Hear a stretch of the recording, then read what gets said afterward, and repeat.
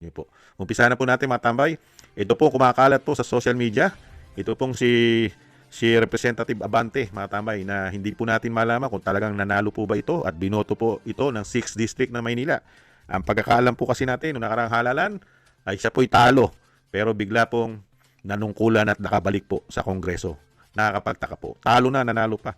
Pero ngayon, ang kumakalat po sa social media ay yung pagiging pastor naman po niya.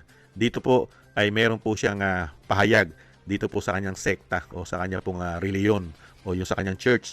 Ang kanyang church po ay binabatikos po niya ang kanyang mga miyembro, mga tambay. Lalo-lalo po ang hindi po nagbibigay ng tithes o sinasabi pong abuloy, mga kababayan. Ganito po niya binabakbakan ang mga miyembro po niya sa kanyang pong sekta, lalo-lalo po kung hindi nagbibigay ng abuloy o tithes, mga kababayan.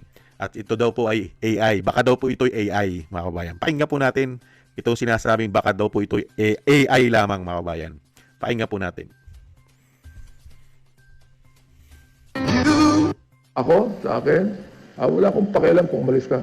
Kung wala kang pakinabang sa MBB, umalis ka. Kung hinihila mo kayong bumaba eh. Kami na nagbibigay, hinihila ng mga hindi nagbibigay. Alam niyo ba yan?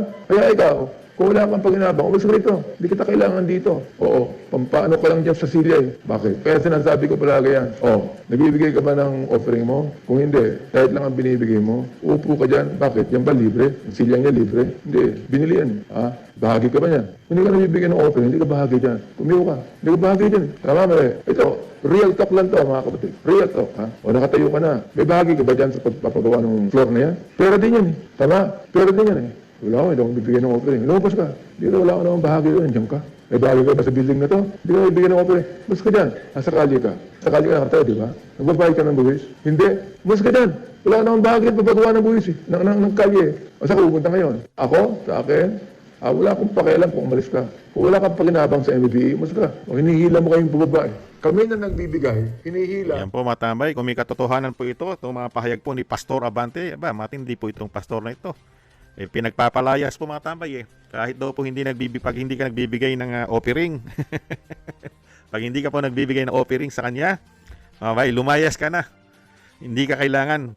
Pati yung silya na inuupan mo, ay ginastosan daw po ng pera yon. Pati yung flooring, pati yung church na kung ano yung sekta niya mga tambay, ay ginastosan daw po ng pera yon. At kinutya pa mga tambay. Kinutya pa ang mga Pilipino. Lalong-lalo raw po yung hindi nagbabayad ng buwis. Dahil pati po yung ating mga kababayang mahihirap na natutulog lang sa karsada ay wala raw po karapatan.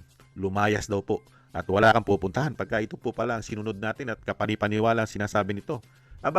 Pagka pala mahihirap at walang pakinabang na sinasabi sa buwis, palalayasin niya, saan ka pupunta?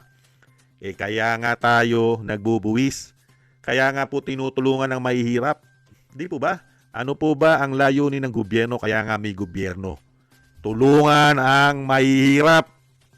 Hindi po ang layunin ng gobyerno ay tulungan ang mayayaman at payamanin pa ang mayayaman. Hindi po ba?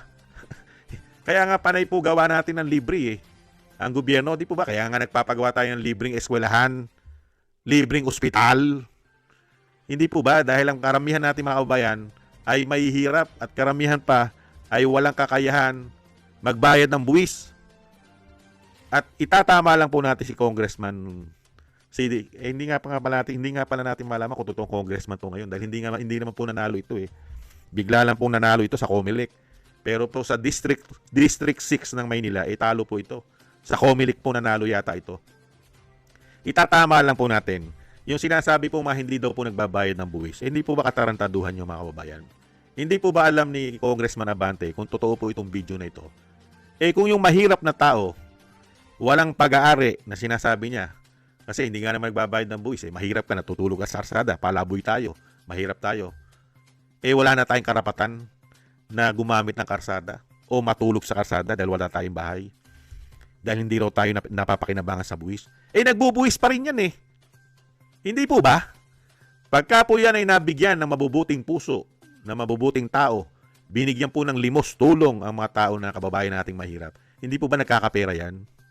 Di po ba pag bumili yan, pagka bumili po yan sa tindahan, hindi po ba may buwis din po yon? Antimano po nagbabayad po ng buwis ng mga bat. Automatic po nagbubuwis. May cut na po ng buwis ang mga produktong binibili natin. Hindi po ba? Lalo-lalo po kung nakakain pa siya at binigyan siya ng sinasabing pagkain at pumunta ka doon sa mga kilalang fast food. Hindi po ba? Antimano may tax na po yun.